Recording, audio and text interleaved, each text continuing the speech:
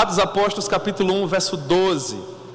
A palavra do Senhor nos diz assim: Então voltaram para Jerusalém do monte chamado Olival, que dista daquela cidade tanto como a jornada de um sábado. Quando ali entraram, subiram para o cenáculo, onde se reuniam Pedro, João, Tiago, André, Filipe, Tomé, Bartolomeu, Mateus, Tiago, filho de Alfeu, Simão Zelote e Judas, filho de Tiago. Todos estes perseveravam unânimes em oração com as mulheres, com Maria, mãe de Jesus, e com os irmãos dele. Naqueles dias levantou-se Pedro no meio dos irmãos. Ora, compunha-se a assembleia de umas 120 pessoas. E Pedro disse: Irmãos, convinha que se cumprisse o que a Escritura, por meio do Espírito Santo, proferiu anteriormente por boca de Davi, acerca de Judas, que foi o guia daqueles que prenderam Jesus, porque ele era contado entre nós e teve parte nesse ministério. Ora, este homem adquiriu um campo com o preço da iniquidade, e precipitando-se, rompeu-se pelo meio, e todas as suas entranhas se derramaram. E isto chegou ao conhecimento de todos os habitantes de Jerusalém, de maneira que em sua própria língua esse campo era chamado Aceldama, isto é, campo de sangue. Porque está escrito no livro dos Salmos: Fique deserta a sua morada, e não haja quem nela habite, e tome outro o seu encargo. É necessário, pois, que dos homens que nos acompanharam todo o tempo que o Senhor Jesus andou entre nós, começando no batismo de João, até o dia em que dentre nós foi levado às alturas, um destes se torne testemunha conosco da sua ressurreição. Então propuseram dois: José, chamado Barsabás, cognominado Justo, e Matias, e orando disseram: Tu, Senhor, que conheces o coração de todos, revela-nos qual destes dois tens escolhido para preencher a vaga neste ministério e apostolado, do qual Judas se transviou, indo para o seu próprio lugar. E os lançaram em sortes, vindo a sorte recair sobre Matias, sendo-lhe então votado o lugar com os 11 apóstolos. Que o bom Deus, por meio da sua muita misericórdia, proponha a sua palavra ao nosso coração. Vamos orar mais uma vez, irmãos. Senhor, nós louvamos o teu nome, nós agradecemos a ti, ó Pai, pela rica e extraordinária oportunidade de estudarmos a tua palavra nessa bela manhã. Que bela manhã, Senhor. Meu Deus, aplica a tua palavra ao nosso coração, concede-nos graça para que nós possamos fazer aplicações apropriadas acerca de tudo aquilo que viermos a estudar aqui. E permita que esse conhecimento se desdobre, ó Deus, em missão. Que à luz desse conhecimento nós possamos te amar mais e se envolvermos mais na tua obra, contribuindo com a expansão do teu reino e consequentemente com a manifestação da tua glória, Senhor. Nos seja propício novamente hoje pela manhã e fala conosco de uma maneira forte e poderosa. Essa é a nossa humilde oração em tua presença, gratos porque sabemos que o Senhor sempre nos ouve. É em nome do teu Filho amado Jesus Cristo que nós te agradecemos. Amém. Pois bem, meus irmãos, de acordo com o que nós iniciamos há 2 domingos atrás, o Senhor Jesus, no momento em que nós estamos no livro de Atos dos Apóstolos, havia ascendido às alturas, à vista de todos os seus discípulos, e nós estávamos agora vivendo um intervalo de 10 dias, entre a ascensão de Jesus e a vinda do Espírito Santo, que inaugura e comissiona a igreja. Portanto, nesse tempo, os discípulos procuraram obedecer a ordem que o Senhor Jesus havia lhes dado. Tanto no final do Evangelho de Lucas, Lucas 24, 49, o Senhor Jesus disse expressamente que eles não deveriam deixar a cidade, até que do alto eles fossem revestidos de poder, ordem que é reiterada em Atos capítulo 1, versos 2, 3 e 4. E os discípulos, em razão disso, permanecem na cidade. O texto que nós lemos inicialmente, Atos capítulo 1, verso 12, nos informa que eles voltaram para Jerusalém, do monte chamado Olival. Foi a partir do Monte das Oliveiras que o Senhor Jesus ascendeu aos céus, à vista dos seus discípulos, até que ele foi ocultado pelas nuvens no céu. Os discípulos ainda ficaram um bom tempo ali. Se fez necessário que 2 seres resplandecentes, 2 anjos, viessem até o encontro deles e lhes dissesse que aquele Jesus que diante dos olhos dos discípulos havia subido até os céus, um dia voltaria na data pré-determinada pelo Deus Pai Todo-Poderoso. E nós não devíamos andar por aí preocupados a respeito de quando seria especificamente esse retorno. Nós não temos que datar o retorno do Senhor Jesus. O que nós precisamos fazer é contribuir com a expansão do reino de Deus, porque à medida que novas pessoas estão se rendendo ao senhorio de Cristo, nós contribuímos e apressamos com isso o retorno glorioso do Senhor Jesus. Nós sabemos que apenas quando todos quantos foram comprados por Ele na cruz do Calvário efetivamente se renderem ao seu senhorio, é que Ele virá para buscar o seu povo. Não haverá cadeiras vazias no céu.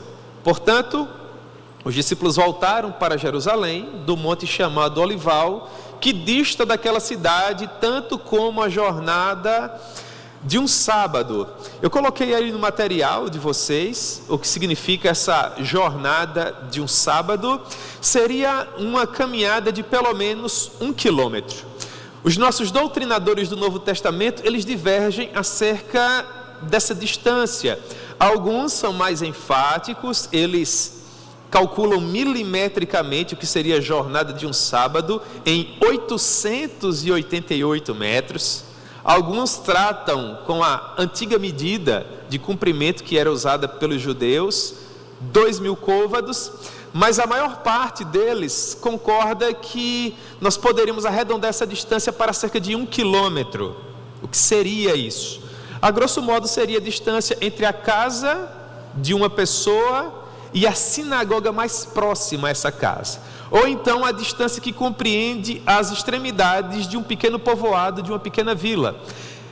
Dito de outra forma, por ocasião do sábado, os judeus zelosos, eles só podiam caminhar aquilo que fosse necessariamente importante para a manutenção da vida. Pegar algum utensílio na casa de um amigo, frequentar uma sinagoga, ir à procura de algo para que eles pudessem resolver alguma demanda que não podia esperar e que não fosse associada a trabalho, visto que por ocasião do sábado eles não podiam trabalhar em hipótese alguma. Então essa distância seria nos dias atuais de pouco mais, pouco menos de cerca de 1 quilômetro. A grosso modo, o Monte das Oliveiras distava cerca de 1 quilômetro do cenáculo onde aqueles discípulos se reuniram para orar e esperar a vinda do Espírito Santo.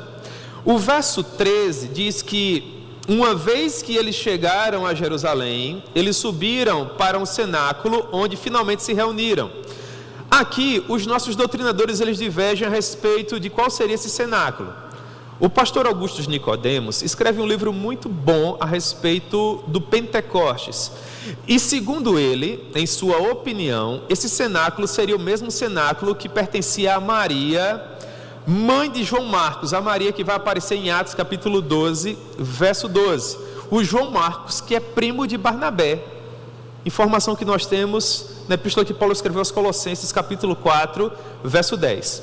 Portanto, não seria forçoso pensarmos que Maria fosse uma mulher de muitas posses. Ela deveria ser uma mulher muito rica, porque perceba, dentro de Jerusalém, que era a capital cosmopolita dos judeus da época, ela possuía uma casa tão ampla, tão espaçosa, que o andar superior, naquela época primitiva, possuía engenharia suficiente para manter um salão do tamanho da nossa igreja.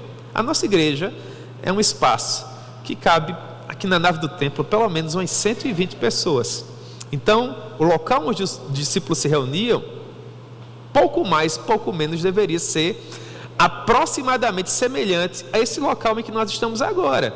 Então imaginem em Jerusalém, na Jerusalém primitiva, de pelo menos 2000 anos atrás, de ruas estreitas, empoeiradas, uma casa tão ampla, tão grande. Maria, de fato, provavelmente devia ser uma mulher de posses, uma mulher rica, e ela não apenas hospedava os discípulos, muito provavelmente ela também gerenciava tudo aquilo, oferia condições para que eles pudessem beber e comer e permanecer ali enquanto eles oravam. O texto nos diz que todos os discípulos estavam ali, à exceção naturalmente de Judas Iscariotes, pessoa que traiu o Senhor Jesus e que tinha seguido o seu próprio destino.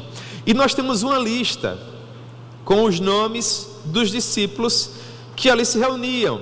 Em todo o Novo Testamento, nós temos 4 listas com os nomes de todos os discípulos. Eu especifiquei essas listas no material de vocês. Nós temos uma lista no Evangelho segundo Mateus, capítulo 10. Nós temos uma segunda lista no Evangelho segundo Marcos, capítulo 3. Nós temos uma terceira lista no Evangelho segundo Lucas, capítulo 6. E finalmente temos essa lista de Atos dos Apóstolos. Quando você estuda essas listas, quando você separa um tempo de qualidade para ler o nome desses discípulos e a maneira com que eles foram organizados dentro dessas listas, algumas informações nos chamam a atenção. Primeira delas, Pedro, o apóstolo Pedro, sempre aparece como o primeiro nome no primeiro grupo de 4 discípulos. Nós tínhamos 12 discípulos no total. E segundo essas 4 listas, aparentemente, esses 12 discípulos eram organizados em 3 grupos de 4 discípulos. Quando você lê essas listas, tanto no Evangelho de Mateus, como em Marcos, Lucas e finalmente em Atos, você vai descobrir que no primeiro grupo de 4 discípulos, o nome sempre vai aparecer em primeiro lugar. É o nome de Pedro. O que significa dizer que muito provavelmente Pedro fazia parte daquilo que nós poderíamos considerar o círculo mais íntimo de discípulos do Senhor Jesus. Havia um grupo de discípulos que sempre estava mais próximo do Senhor quando algo importante estava para acontecer. Por exemplo, quando Jesus estava prestes a escolher os discípulos antes da transfiguração, antes da crucificação, Jesus se reunia para orar e ele convidava alguns discípulos aparentemente que eram mais achegados a ele, para que eles pudessem estar com Jesus participando desse momento. Por exemplo, quando Jesus foi curar a filha de Jairo, durante toda aquela comoção que a morte de um adolescente de 12 anos envolvia, no meio de todo aquele pranto, de toda aquela agonia, de toda aquela dor, Jesus escolheu especificamente quem ele queria junto dele naquele quarto: o pai e a mãe da menina e os discípulos escolhidos por ele, Pedro, João, Tiago, aqueles que eram mais próximos. Eu quero acreditar que mesmo o Senhor Jesus, Deus de Deus, luz de luz, verdadeiro Deus de verdadeiro Deus, possuía amigos mais íntimos. Por óbvio, irmãos, que nós combatemos todo e qualquer tipo de formação de grupo dentro da igreja. A igreja não pode ter grupinhos, e entenda grupinho naquele termo bem pejorativo. É aquele grupinho mesmo de irmãos que causa problemas. Esse tipo de grupinho não é bom, ele não é bem-vindo. Mas, contudo, é óbvio que dentro de uma comunidade como essa, há pessoas que são mais próximas de nós, por N motivos.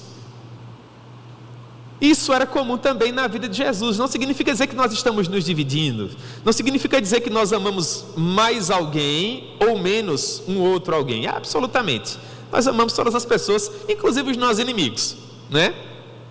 Até quem nos quer mal a gente ama.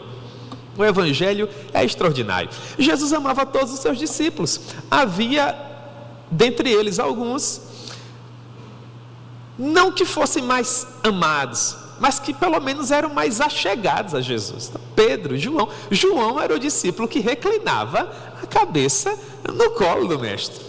Você consegue gastar 2 ou 3 segundos da sua vida preciosa imaginando João escorado no ombro de Jesus, conversando com ele? Deve ser qualquer coisa preciosa, não é verdade? É bom termos amigos, irmãos. É bom termos pessoas para caminhar junto conosco. Eu acho muito interessante quando o pastor Hernandes Dias Lopes diz o seguinte, palavras dele: crente precisa de gente, ou melhor, deixa eu refazer, crente precisa de Deus, mas crente também precisa de gente, de pessoa para caminhar junto, para dividir o fardo, para compartilhar tanto as agruras como as felicidades da vida. Você precisa ter amigos. Você precisa ter um Barnabé na sua vida, aquele cristão mais maduro que vai aconselhar você. Você precisa ter um Paulo na sua vida, que é aquela pessoa que tem proximidade com você, que tem abertura de te dizer o que você precisa ouvir, da maneira como você precisa ouvir. E você precisa de um Timóteo, que é aquele cristão mais jovem, que chegou depois, que vai ser discipulado por você. Quanto mais amigos nós tivermos, melhor. Uma história que ilustra muito bem o meu ponto aqui tem a ver com o milagre daquele rapaz paralítico que foi conduzido por 4 amigos. É muito apropriado aquela cena. Jesus estava em uma casa, a multidão se aglomerava nas imediações da residência, ninguém cedia 1 milímetro, todos estavam à procura do seu próprio milagre, e aquele rapaz, em razão da sua deficiência física, humanamente falando, jamais teria condições de se aproximar de Jesus. Não fosse a ideia brilhante dos 4 amigos, de tomá-lo em seu leito, amarrá-lo com cordas, içá-lo próximo à casa do Senhor Jesus, caminhar com alguma dificuldade sobre muros, sobre telhados, algo dessa natureza, depois quebrar o telhado da casa de Jesus. Há doutrinadores que dizem que podia ter um jardim de inverno ali, então eles não tiveram que quebrar nada, eles só desceram o rapaz. Na minha maneira de ver, quebrar o telhado fica mais plástica a cena. A Yasmin, minha filha, diria que a cena ficaria mais performática. Quebrar o telhado, descer o rapaz e ficar imaginando Jesus maravilhado, olhando para aquelas cordas, o homem sendo ali descido e Jesus olhando para tudo aquilo e dizendo: mas que ideia extraordinária! Meu filho, eu estou surpreso com a qualidade dos amigos que você tem. Os seus pecados foram perdoados. Imaginou? Meu Deus, a festa no telhado. Aí os fariseus, doutores da lei, ficaram ressabiados em seu coração, pensando assim: mas quem é esse? Esse filho de carpinteiro, esse provinciano, lá da Galileia, de onde jamais levantou-se profeta. Quem ele pensa que é para sair por aí, dando uma de Deus, perdoando pecados? E Jesus, percebendo em seu espírito que eles, olha o termo da revista atualizada, arrazoavam acerca dessas coisas em seu coração, olhou para aqueles homens e disse assim: o que é mais fácil na opinião de vocês? Dizer para esse rapaz: os seus pecados estão perdoados, ou dizer para ele: levanta-te, toma o teu leito e anda? Aqui os doutores da lei ficaram sem ter o que responder, porque não há mais fácil. É impossível perdoar pecados e é impossível fazer uma pessoa com deficiência andar. Quem é que pode fazer isso? Deus pode, apenas Deus pode. Para que vocês saibam que o Filho de Deus reúne poder suficiente para perdoar pecados, o texto diz que Jesus olha para o paralítico. Seria um bom tema para uma mensagem nesse texto, não é? O olhar de Jesus. E Jesus disse para ele: meu filho, eu te ordeno. Seria bacana os tambores, né, irmãos? E a expectativa dos amigos no telhado. Você consegue fechar os olhos e ver? Levanta-te e anda. E toda a enfermidade vai embora. E agora os amigos olham para baixo e veem o 5º amigo experimentando as pernas. Já imaginou? Meu Deus, festa no telhado. Isso é um bom modelo de amizade, sim ou não? É extraordinário, nós nos alegramos com a alegria dos nossos amigos, nós queremos vê-los bem, nós queremos colocá-los na presença de Jesus, para que eles possam ser abençoados por Ele. Jesus também possuía amigos assim, você precisa de amigos assim. Jesus possuía Pedro, João, Tiago e André. Eram provavelmente os discípulos mais próximos do Senhor Jesus. Pedro vai aparecer sempre em primeiro lugar. Pedro, filho de Jonas, Simão / Jonas. E depois vem os irmãos Tiago, ou melhor, isso mesmo, né?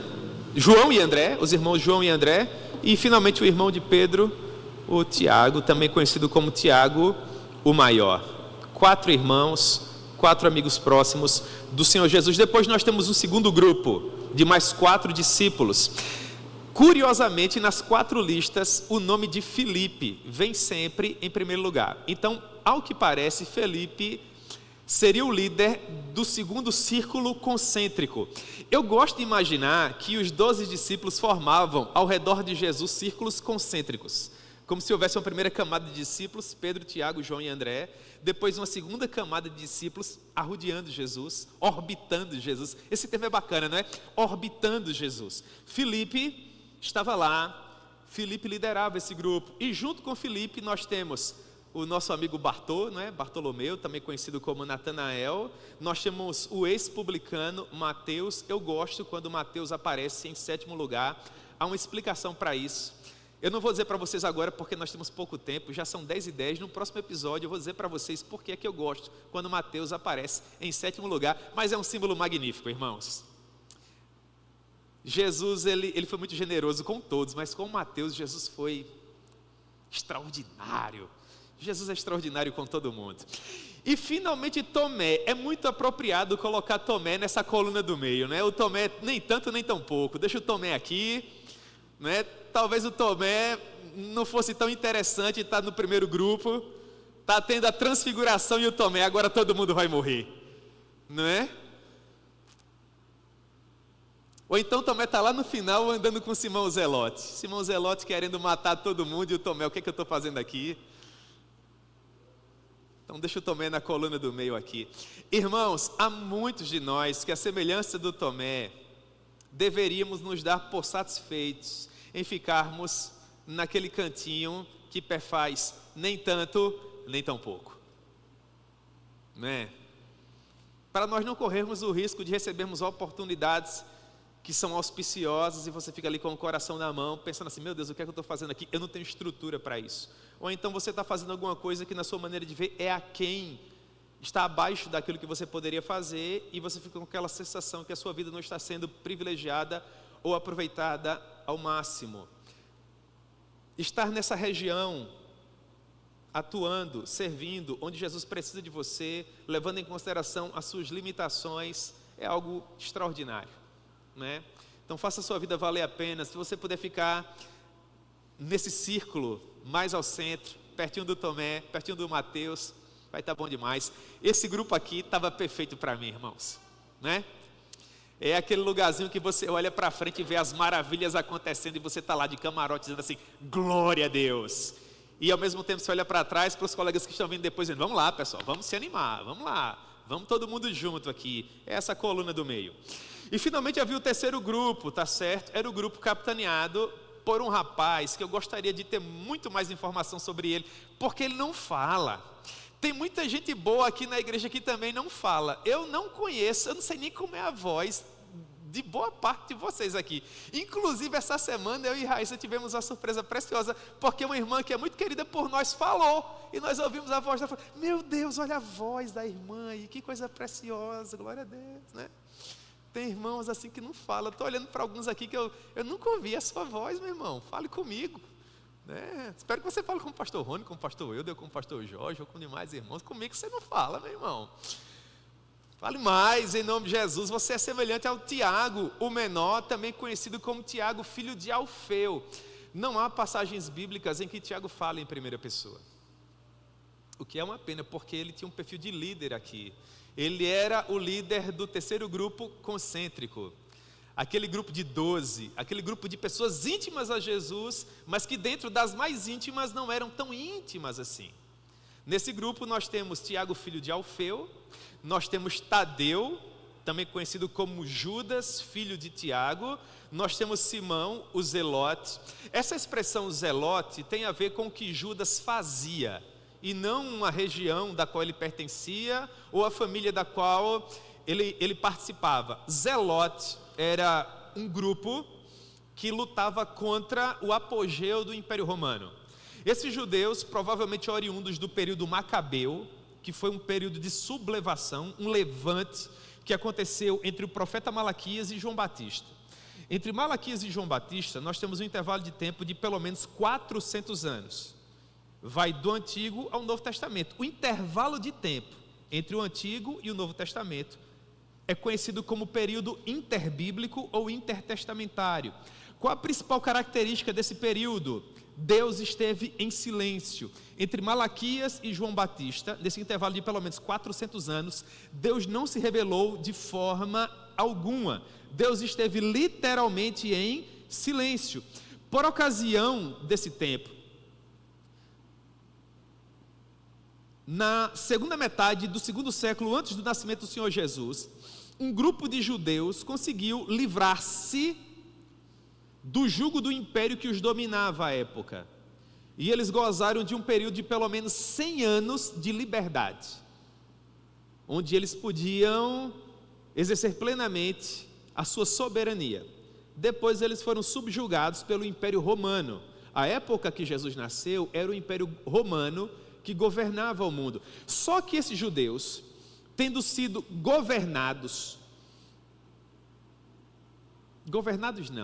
vencidos, subjugados pelo Império Romano, não se deram por satisfeitos. Então eles formaram uma espécie de guerrilha, um grupo armado que se levantaria contra o Império Romano. Esse grupo fazia o possível para desestabilizar o império, para fazer com que o império não funcionasse. E uma das maneiras encontradas pelos zelotes, foi dessa forma que esse grupo ficou conhecido, foi desestabilizando a maneira com que Roma arrecadava impostos. Qual o raciocínio por trás? Um império gigantesco, com dificuldade de arrecadar dinheiro, vai sofrer severas consequências. Então os zelotes, eles faziam o possível para que Roma não angariasse, para que Roma não conseguisse oferir os impostos. A pessoa responsável por recolher os impostos eram os publicanos. Portanto, entenda um zelote como um arqui-inimigo de um publicano. O que o zelote queria era matar um publicano. Vem Jesus e o que é que faz? Ele chama Mateus. E Mateus era o quê? Diga para mim, Mateus era o quê? E Simão era o quê? Já imaginou o que Jesus tentou fazer? Vamos ver se isso dá certo, experiência, Jesus pensou, né? Colocar num grupo um publicano e um zelote. Fique imaginando como Simão olhava para Mateus, hein? E Mateus, coitado, olhando para o Simão, o que é que eu estou fazendo aqui, meu Deus? Pois é, irmãos, e funcionou. Você percebe como Jesus é extraordinário? Se você pudesse escolher 12 pessoas para transformar o mundo, quem você escolheria? Eu acho que você escolheria Prêmio Nobel, né? Um Elon Musk da vida, esse pessoal assim que pode fazer alguma coisa, né? Se você perguntasse ao meu filho Davi quem ele escolheria, com certeza Messi estaria nesse grupo, né? Ia ajudar muito. Ai, meu Deus, eu tenho rido muito com o Davi por ocasião dessa Copa do Mundo aí, só vocês vendo das ideias do Davi. Pois é, irmãos, é por isso que esse rapaz era chamado de Simão o Zelote. E finalmente havia aquele nome que vai aparecer sempre em último lugar. Nas 4 listas, esse sempre vai ser o último nome. E tanto Mateus, assim como Marcos, Lucas, vão sempre fazer questão de dizer que havia ainda o Judas Iscariotes, e eles continuam escrevendo, eles fazem questão de colocar assim: este foi aquele que o traiu. É como que se os discípulos, quando estivessem escrevendo as listas, para que o pessoal não confundisse, tivessem o cuidado de dizer, tinha um Pedro, tinha um Mateus, tinha um João, tinha um Tiago, tinha um Natanael, tinha um Tadeu e tinha um Judas. Aí, cuidado para não confundir, foi esse Judas aqui que traiu. Isso é muito chocante, não é, irmãos? É muito chocante. Pois bem, todos os discípulos estavam reunidos, eles perseveravam em oração, assim como o Senhor havia ordenado, é o que diz o verso 14. Todos estes perseveravam unânimes em oração, com as mulheres, com Maria, mãe de Jesus, e com os discípulos. Aqui a oração é fundamental. O Senhor Jesus deu essa ordem em especial: permaneçam na cidade, esperem do alto a promessa do meu Pai. E os discípulos, eles não ficaram passivos. Pelo contrário, eles permaneceram trabalhando, fazendo o melhor que podiam fazer, que seria orar. Oração é fundamental para o sucesso da missão. Você quer ser bem-sucedido naquilo que você faz, você precisa ter uma vida de oração. Antes dos momentos específicos relacionados à vida de Jesus, que requeriam maior esforço, maior concentração, maior poder, Jesus sempre se retirava para orar. Jesus orou antes do batismo, Jesus orou antes de escolher os apóstolos, Jesus orou antes da transfiguração, Jesus orou antes da crucificação. Jesus orava a todo tempo. Ele tinha como costume separar-se da multidão, ele ia para lugares mais afastados e ele gastava tempo com o Pai em oração. Jesus orava. Oração, irmãos, é fundamental, nós precisamos orar. Outro detalhe interessante que precisa ser considerado é o fato de que as mulheres também perseveravam em oração junto com os apóstolos. Elas estavam presentes desde o princípio do ministério público de Jesus, acompanharam Jesus por ocasião daqueles 3 anos, através de desertos, de viagens extenuantes. Nós já falamos sobre isso aqui. Elas permaneceram ao lado do mestre por ocasião da sua prisão, do seu julgamento, da sua crucificação, do seu sepultamento, e quando Jesus ressuscitou, elas foram as primeiras a saber, elas estavam lá. As mulheres são sensacionais. Os discípulos agora estão reunidos para uma próxima etapa, e novamente Lucas faz questão de mencionar que as mulheres estavam lá, elas perseveravam em oração junto com os apóstolos.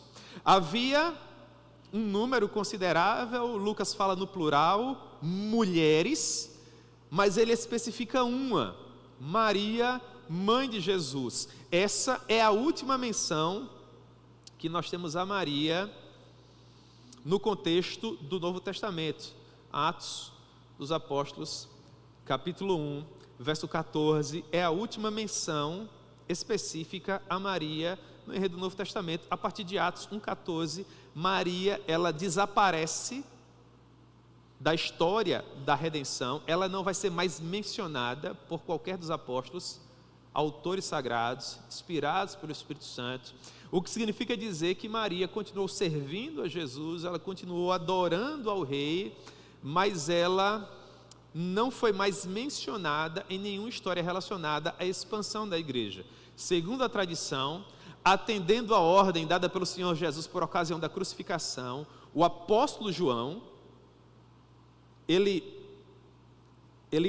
tomou conta de Maria e ele cuidou dela até que finalmente ela viesse a falecer e fosse então sepultada. A tradição vai colocar Maria em Éfeso. João foi pastor de Éfeso por muitos anos, a tradição vai colocá-la ali, e aparentemente foi ali que Maria partiu para se encontrar com o Senhor e finalmente foi sepultada. Há um dogma que é conhecido como Assunção de Maria, e esse dogma diz que Maria, na verdade, não morreu, ela foi elevada ao céu em corpo e alma ao final da sua vida eterna, algo semelhante ao que aconteceu com Enoque, por exemplo. Essa Assunção de Maria, esse dogma, ele foi proclamado pelo Papa Pio XII em 1950. Então é um dogma recente, tem menos de 80 anos ainda, e ele promulgou isso por meio da bula Munificentissimus Deus. Portanto, se trata de um dogma naturalmente relacionado à Igreja Católica, que não diz respeito à Igreja Evangélica, porque naturalmente, e aqui nós precisamos enfatizar que Maria foi sim essa mulher bem-aventurada, ela foi a mulher escolhida pelo Deus Todo-Poderoso para gerar, por meio da atuação do Espírito Santo em seu ventre, o Messias, o Cristo do Senhor. Mas à luz das Escrituras, após o nascimento do Senhor Jesus, a vida de Maria seguiu naturalmente, assim como a vida de uma outra mulher da sua época, dentro daquele momento histórico no qual ela estava inserida. Inclusive, aqui em Atos capítulo 1, verso 14, Lucas vai nos dizer que os irmãos de Jesus estavam presentes também aqui no cenáculo por ocasião desse tempo de oração. Ou seja, significa dizer que após o nascimento de Jesus, Maria naturalmente era virgem, ela se encontrava virgem por ocasião da concepção, permaneceu virgem até que finalmente ela deu à luz a Jesus, mas uma vez que o Senhor Jesus nasceu e seguiu com a sua vida, Maria naturalmente também seguiu com a vida dela, estando casada com José. E conforme a Bíblia nos diz, ela teve outros filhos e filhas, inclusive. Coloquei no material de vocês 2 citações, Mateus capítulo 13, verso 55, o texto que vai nos dizer, Mateus 13, 55, não é este o filho do carpinteiro? Não se chama sua mãe Maria e seus irmãos Tiago, esse é o Tiago que vai escrever a epístola. Além de Tiago, havia um outro irmão, José, havia Simão. José e Simão, eles não vão aparecer em outras menções, no que diz respeito à produção literária, à liderança da igreja, mas eram irmãos biológicos do Senhor Jesus. E por fim havia o Judas. Esse Judas, junto com Tiago, também vai escrever epístola. Nós temos a epístola de Tiago, irmão de Jesus, e nós temos a epístola de Judas, que também era irmão de Jesus. E no verso 56 de Mateus capítulo 13 está escrito: não vivem entre nós todas as suas irmãs? Ou seja, Jesus possuía mais de uma. Elas não são mencionadas, mas nós temos menção a elas no plural, todas as suas irmãs, pelo menos 2. Mas como ele diz todas, eu acho que talvez fossem 3 ou 4. Aqui eu estou só sugerindo. E não vive entre nós suas irmãs? E não vive entre nós todas as suas irmãs? Se fossem 2, e não vive entre nós as suas 2 irmãs? 3, 4, seria uma ideia mais aproximada de todas. De onde lhe vem, pois, tudo isso? Depois Marcos capítulo 6, verso 3. Não é este o carpinteiro, filho de Maria, irmão de Tiago, do José, do Judas e do Simão? E não vivem aqui entre nós suas irmãs? E escandalizavam-se nele. De onde vem esse escândalo? É porque a família de Jesus era imaculada, havia só o José, a Maria, o Jesus, e eles não pecavam, eles eram diferentes de todos os demais. As pessoas olhavam para eles e já percebiam uma aura sobrenatural ali. Não. Pessoas preciosíssimas, profundamente visitadas pelo Espírito Santo de Deus, Jesus, Deus de Deus, luz de luz, verdadeiro Deus de verdadeiro Deus, mas em termos de família, segundo esse texto nos sugere, a família de Jesus era semelhante a qualquer outra. Por isso as pessoas se escandalizavam. É como que se aqueles que conheciam Jesus e os seus irmãos, as suas irmãs, o seu pai, a sua mãe, olhassem para Jesus realizando tudo aquilo e eles ficassem escandalizados, no sentido de maravilhados, dizendo assim: mas a gente conhece esse povo lá de Nazaré, o José, carpinteiro, a Maria, olha os irmãos de Jesus aí, o Judas, o José, o Tiago, o Simão, as irmãs de Jesus aí, olha todo mundo está aí, e agora esse rapaz aparece pregando essa mensagem revolucionária, realizando esses sinais, esses prodígios. É nesse contexto que eles se escandalizavam. Porque, aparentemente, a família de Jesus, após o seu nascimento, a sua concepção virginal e o seu nascimento sobrenatural, a família dele seguiu como uma família qualquer, daquele recorte histórico do princípio do 1º século. Ou seja, um segundo dogma relacionado a Maria, que seria o dogma da virgindade perpétua dela, à luz dessas passagens que nós estamos analisando aqui também, não se sustenta. Não é? Esse dogma, ele é mais antigo, ele foi proferido no Concílio de Latrão, em 649 depois de Cristo, e nesse concílio, o Concílio de Latrão, foi declarado que Maria foi virgem antes, durante e depois do parto de Jesus, sendo Jesus o seu único filho biológico. Por que há essa interpretação? Porque a palavra usada para irmãos de Jesus, o termo grego adelphoi ou adelfo, também pode ser traduzido por parente ou primo. Então, a interpretação católica caminha no sentido de que o autor sagrado está querendo dizer que as pessoas aqui retratadas como irmãos e irmãs de Jesus, na verdade eram parentes, quando muito primos. e não necessariamente irmãos biológicos. Esse é um ponto. E o segundo ponto é o fato de que Jesus também é mencionado como o unigênito Filho de Deus. Unigênito é primeiro e último. Contudo, quando a Bíblia menciona Jesus como unigênito, ela está claramente fazendo menção à concepção sobrenatural de Jesus pelo Espírito Santo no ventre da Virgem. Jesus, naturalmente, ele é unigênito, Filho de Deus, porque apenas Jesus é eternamente gerado pelo Pai e foi concebido sobrenaturalmente por atuação do Espírito Santo no ventre da Virgem. Nenhum outro, jamais, em hipótese alguma, será semelhante a Jesus. Por isso, Jesus é o unigênito Filho do Pai. Mas dizer que Jesus é unigênito, teologicamente falando, não significa dizer que Maria não teve outros filhos biológicos, esses concebidos naturalmente, assim como quaisquer outros seres humanos. Portanto, esses são dois dos dogmas relacionados à pessoa de Maria, mãe do nosso Redentor, uma mulher virtuosa, uma mulher que é preciosa para nós, mas que era uma adoradora, assim como adoradores, todos nós também somos. Uma vez que Lucas nos traz essas informações a respeito do que os discípulos faziam, onde eles estavam, quem estava com eles, qual era a expectativa santa no seu coração, ele caminha para terminar esse capítulo 1, nos dizendo como é que Judas foi substituído. Aqui nós temos eleição para substituição de Judas Iscariotes. Não perca de vista que tudo isso está acontecendo por ocasião de 10 dias. O intervalo de tempo entre a ascensão do Senhor Jesus e o Pentecostes, tá certo? Muito bem. Verso 15. Naqueles dias, você pode inclusive anotar aí no seu material que naqueles dias tem a ver com os 10 dias entre a ascensão de Jesus e o Pentecostes. Interessante que aqui a teologia católica, ela faz uma parte. Quando se refere a Jesus, o que nós temos é a ascensão. Quando se refere a Maria, o que nós temos é assunção. A ideia de que Jesus, por ser Deus, ele foi, Maria foi conduzida, seria mais ou menos assim. Naqueles dias levantou-se Pedro no meio dos irmãos, ora, compunha-se a assembleia de umas 120 pessoas.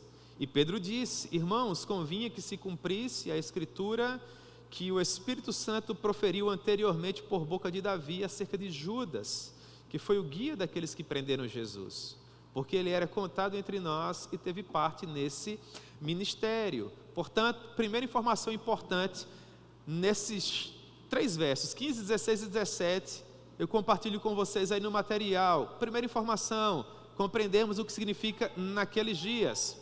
Naqueles dias, aponta para o fato de que nós estávamos entre o dia 40 e o dia 50 após a Páscoa. Da Páscoa para o Pentecostes nós tínhamos 50 dias. Por 40 dias, desses 50, Jesus apareceu vivo, por meio de provas incontestáveis, dando conta da sua ressurreição e do seu corpo glorificado. No dia 40, Jesus ascende aos céus, né? E nesse intervalo de 10 dias, até o Pentecostes, tudo isso está acontecendo. Portanto, Lucas não nos informa em qual desses 10 dias a eleição aconteceu, mas nós sabemos que foi nesse intervalo. Segunda informação importante, o grupo de discípulos era composto por cerca de 120 pessoas. Havia os 11 apóstolos, à exceção do Judas. Havia, por exemplo, as mulheres. Havia Maria, mãe do nosso Redentor, que foi mencionada nominalmente aqui. E havia muitos outros. Um total de pelo menos 120 pessoas. Provavelmente, essas 120 pessoas permaneciam reunidas por ocasião do Pentecostes, de modo que não foram apenas os discípulos, os apóstolos, que foram cheios do poder do Espírito Santo por ocasião do Pentecostes, mas esse grupo de 120 pessoas. Em terceiro lugar, nós temos a traição de Judas como tendo sido profetizada na Escritura. Aqui nós temos uma menção direta à profecia de Zacarias. Zacarias, capítulo 11, versos 12 e 13. Zacarias, ele trata tanto do caráter da traição, quanto do valor que o traidor receberia. Aquelas moedas de prata. Pedro também faz menção à traição, só que citando o saltério. No caso de Pedro, ele vai citar o Salmo 41, verso 9. Por que é que eu menciono a traição de Judas como um ponto importante para a nossa reflexão aqui? Porque ainda que essa traição tenha sido profetizada séculos antes do nascimento de Judas, do ponto de vista bíblico-teológico, quem é culpado pela traição é o próprio Judas. Não é pelo fato de que a traição havia sido profetizada, não é pelo fato de que Deus antecipou a traição, Deus sabia que aquilo haveria de acontecer, que isso vai eximir Judas das consequências do seu comportamento. É aqui que nós travamos uma batalha teológica, literalmente, no sentido de tentar conciliar dois aspectos teológicos que são muito importantes. O primeiro deles é a soberania de Deus, Deus é soberano, e o segundo aspecto teológico importante é que o ser humano é responsável pelos seus atos. O ponto é como conciliar a soberania de Deus com a responsabilidade humana. Se Deus sabia que alguém ia traí-lo, e se isso foi profetizado há tanto tempo, por que Judas é culpado? Se, entre aspas, Judas só estava dando vazão àquilo que havia sido profetizado muitos séculos antes do nascimento dele. Há pessoas que entram em crise, literalmente, pensando a respeito dessas questões. O que nós precisamos considerar aqui é o seguinte: a soberania de Deus não anula a responsabilidade humana. Deus é soberano, mas o homem é responsável pelos seus atos. Em outras palavras, quando você faz aquilo que é bom, quando você acerta, glória a Deus. Quando você erra, a culpa é sua. É mais ou menos isso. Acertou? Glória a Deus. Deus é maravilhoso, Deus é soberano. Tudo que Deus faz é perfeito. Errou? Pecador. A culpa é sua. Porque Deus não comunga com o nosso pecado. Deus é o Pai das luzes, Ele é perfeito em tudo que Ele faz. Nele não há nem sombra de variação. Ele é Deus, enquanto que nós, criados e caídos, somos imperfeitos por natureza, filhos da ira, inclusive. Eu gosto quando o pastor Augusto Nicodemos diz que você pode pensar soberania de Deus e responsabilidade humana como os trilhos de um trem. Que exemplo fenomenal. Os trilhos de um trem são linhas paralelas. Elas jamais se tocam. Agora, se você se coloca em um determinado local dessa linha e você olha para o horizonte, imagine que há uma pradaria, uma planície gigantesca, e você olha assim para o horizonte, mirando a linha do trem. A impressão que você tem é que lá no horizonte, o que é que os trilhos eles fazem? Eles se unem. Exato. Com isso, o pastor Augusto Nicodemos diz que um dia, quando nós estivermos na glória, muito daquilo que nós não compreendemos hoje, nós compreenderemos. Quem sabe nesse dia tudo faça sentido. Lá naquele horizonte que nos aguarda, a soberania de Deus e a responsabilidade humana talvez se tornem mais claras para nós. E o nosso coração encontre um lugar de descanso teológico. Digamos assim, enquanto isso não acontece, procure pensar dessa maneira. Deus sabe o que faz. Por isso Ele é Deus. Então Deus é soberano e a responsabilidade humana não é anulada em razão disso. Quarta informação importante: Judas era um discípulo semelhante a qualquer outro. Significa dizer que Judas foi escolhido com base na mesma oração feita pelo Senhor Jesus. Judas foi envolvido pelo mesmo poder que emanava do Espírito Santo, teve acesso às mesmas experiências que os demais, ouviu as mesmas mensagens e contemplou os mesmos sinais e as mesmas maravilhas que todos os demais. Judas, inclusive, era o tesoureiro. Só Deus mesmo para colocar o dinheiro na mão do Judas. Inclusive há muito Judas cuidando de muito dinheiro por aí, não é, irmãos? Traidores. O que eu quero dizer com isso? Quando o ministro da palavra,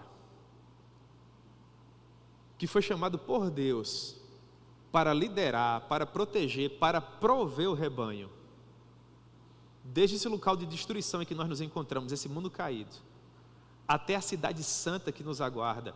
Quando esse ministro da palavra, quando esse homem de Deus, chamado para cuidar desse rebanho, ao longo dessa jornada, vende esse rebanho, ele é tão traidor, na minha maneira de ver, quanto Judas.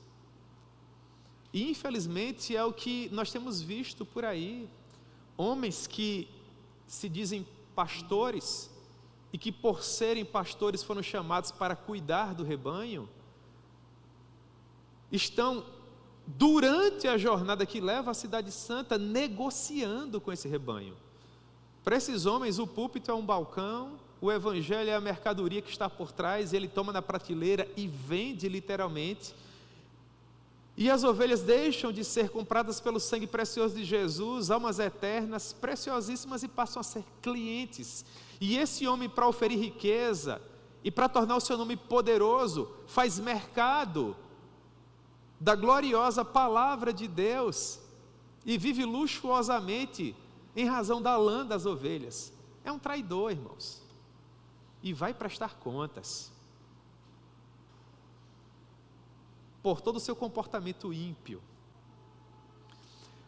O que eu quero ressaltar quando eu digo que Judas era discípulo tanto quanto os demais e teve acesso a tudo que os demais discípulos tiveram, é que, na minha maneira de ver, para minha teologia, para minha soteriologia fazer sentido, ainda que Judas tenha experimentado plenamente tudo que os demais experimentaram, na minha maneira de ver, Judas em nenhum momento foi efetivamente regenerado. Na minha maneira de ver, infelizmente, eu digo isso muito solenemente, com muito temor, Judas não passou pela experiência do novo nascimento. Porque se ele tivesse vivido essa experiência, ele não teria ficado pelo caminho, irmãos. Quando você lê, por exemplo, as cartas de João, pense em 1 João, que nós estudávamos há pouco. Quando João vai fazer menção aos falsos mestres, homens que ele chama de anticristos, o que ele vai dizer? Eles saíram do nosso meio, mas eles não eram dos nossos. Se eles permanecessem, ou melhor, se eles fossem dos nossos, eles teriam ficado, teriam permanecido conosco. Por que saíram? Porque caminharam conosco, mas nunca fizeram parte da nossa família. Nunca foram verdadeiramente regenerados. E nós precisamos refletir a respeito disso. Se nós, de per si, particularmente, já experimentamos o novo nascimento, porque é plenamente possível assimilar o reino dos céus apenas intelectualmente, é o caso de Judas. Judas, como eu disse, foi escolhido com base na mesma oração, foi envolvido pelo mesmo poder, teve acesso às mesmas experiências, ouviu as mesmas mensagens, contemplou os mesmos sinais e as mesmas maravilhas, mas aparentemente isso não passou do campo do intelecto, jamais serviu para transformar o coração de Judas. Quem sabe, em razão disso, ele tenha ficado pelo caminho. Há muitas pessoas, infelizmente, que vão ficar 10, 20, 30 anos na igreja, vão assimilar o evangelho intelectualmente, vão interagir com Jesus como Senhor, vão entender a importância da palavra, da pessoa bendita, do Espírito Santo e tudo mais relacionado à fé, mas não vão se permitir transformar, não vão passar pela experiência do novo nascimento. Isso é possível, é plenamente. Pense no Nicodemos. Nicodemos era um doutor da lei, é motivo pelo qual Jesus fica: ô Nicodemos, você é doutor da lei, você não compreendeu o novo nascimento, meu filho, tem que nascer de novo. Como, Senhor? Como é que nasce de novo? Entra no ventre da mãe novamente, sendo velho? Como isso é possível? Você percebe? Tem que ser dado pelo Espírito Santo, é sobrenatural, é dom de Deus. E é bom que você retire um tempo de qualidade na sua jornada e converse com Deus sobre isso. Senhor, vamos ter uma conversa aqui. Há sinais da graça na minha vida. Eu posso olhar para a minha jornada e perceber que de fato eu nasci de novo. Como é que eu posso ver isso aqui, Senhor? Me mostra no meu relacionamento com a minha esposa, me mostra no meu relacionamento com os meus filhos, me mostra no meu relacionamento com a tua igreja, mas sobretudo, Senhor, me mostra no meu relacionamento contigo. Me mostra, Senhor, que eu nasci de novo. Quais são os meus sonhos, quais são os meus planos, onde é que eu quero chegar com essa minha vida, o que é que eu quero deixar como legado para as próximas gerações, caso o Senhor não venha para essa geração. Como é que eu quero ser lembrado pelo meu povo que caminha comigo? São formas de responder, irmão, se de fato a gente já nasceu de novo ou não. Mas continuando aqui, o verso 18 diz que Judas adquiriu um campo com o preço da sua iniquidade, e precipitando-se, rompeu-se pelo meio, e todas as suas entranhas se derramaram. Isso chegou ao conhecimento de todos os habitantes de Jerusalém, de maneira que em sua própria língua aquele campo passou a ser chamado Aceldama, que significa campo de sangue. Assim como está escrito nos Salmos. Novamente nós temos citação do saltério aqui. Primeiro nós temos o Salmo 69, 25, fique deserta a sua morada e não haja quem nela habite. Depois o Salmo 109, verso 8, tome outro o seu encargo. O Evangelho de Mateus vai afirmar que Judas, vendo que Jesus havia sido condenado, movido por remorso, não por arrependimento. Uma coisa é arrependimento, outra coisa é remorso. Devolveu as 30 moedas de prata. Mateus 27, verso 3, tem no material de vocês. Então Judas, que traiu Jesus, vendo que Jesus havia sido condenado, aqui Jesus foi condenado à pena capital, pena de morte. Tocado de remorso, Mateus é claro aqui, tocado de remorso, devolveu as 30 moedas de prata aos principais sacerdotes e aos anciãos. E ele disse, eu pequei, traí sangue inocente. Agora olha o que os principais sacerdotes e os doutores da lei vão dizer. Olha quanta empatia para um homem que estava com o coração dolorido. Palavras deles. E a gente com isso? Problema teu, Judas. Que nos importa? Isso é contigo. É dessa maneira, irmãos, que as pessoas que não têm compromisso com almas eternas lidam com aqueles que erram e com aqueles que pecam. Se você quer saber se de fato você é amado em determinado lugar, observe a maneira com que as pessoas lidam com o seu pecado. Como é que as pessoas convivem quando você não está bem, quando alguma coisa desanda na sua vida. Essas pessoas se aproximam de você e dizem assim, o que nos importa? Isso é contigo, isso é problema teu. Ou essas pessoas se aproximam de você e falam assim, descansa teu coração, a gente vai caminhar junto aqui. É para sorrir, para chorar. Esse é um ponto muito importante. A divergência entre o Evangelho de Mateus e o livro de Atos a respeito de quem comprou o sangue. Ou melhor, de quem comprou o campo de sangue. Aqui nós temos uma clara questão de complementariedade bíblica. Complementariedade.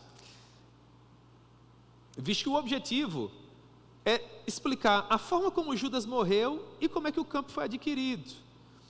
Então, por exemplo, o Evangelho vai dizer que Judas se enforcou, o livro de Atos vai dizer que Judas rompeu-se pelo meio, caiu, as vísceras saíram, é uma coisa bem chocante. Por que que Mateus se satisfaz em dizer que Lucas se enforcou? Porque o objetivo de Mateus é deixar claro que a profecia se cumpriu.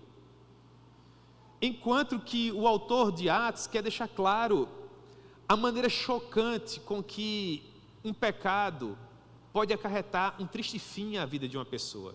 Um tem um propósito, outro tem outro. Um quer provar que a Escritura se cumpriu, o outro quer chocar. Aquela ideia de que a corda se rompeu, Judas caiu de um penhasco, provavelmente, as suas entranhas se soltaram, se desprenderam, as pessoas tiveram acesso àquilo, é uma visão assim, bem chocante. A questão da compra do campo, da mesma forma. O Evangelho de Mateus vai dizer que os anciãos compraram o campo, com o dinheiro que Judas havia abandonado. O livro de Atos vai dizer que Judas comprou o campo. Qual é o nosso ponto aqui?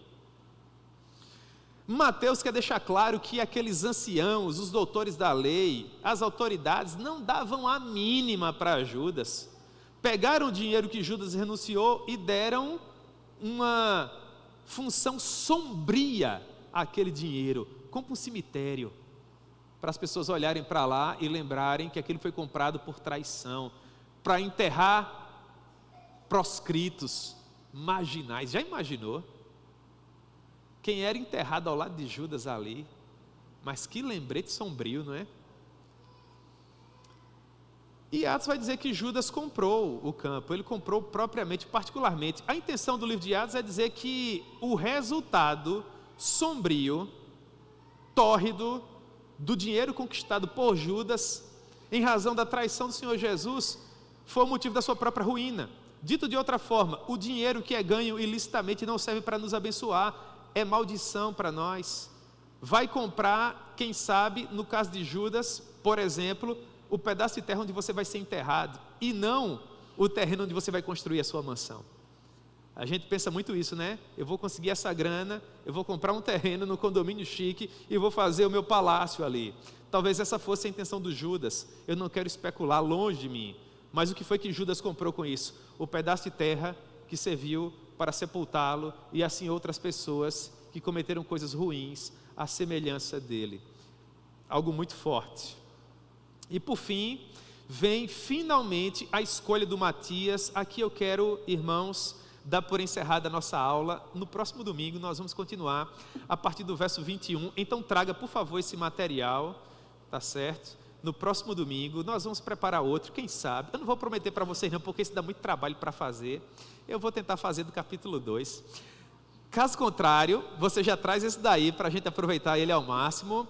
No próximo domingo nós vamos estudar a partir do verso 21. Eu quero gastar algum tempo precioso com vocês aqui, imaginando, ou melhor, analisando como é que essa sucessão aconteceu, né?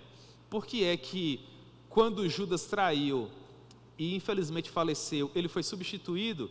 E por que é que, por exemplo, em Atos capítulo 10, quando Tiago foi assassinado, quando ele foi decapitado, não houve uma outra eleição? Por que os apóstolos não ficaram fazendo novas eleições à medida que eles iam morrendo? Por que que não houve essa sucessão apostólica ao longo da história? Bem apropriado esse termo, né? Para nós pensarmos. Pois bem, próximo episódio, então você não pode perder, anota aí na sua agenda para a gente estudar boa teologia juntos. Amém?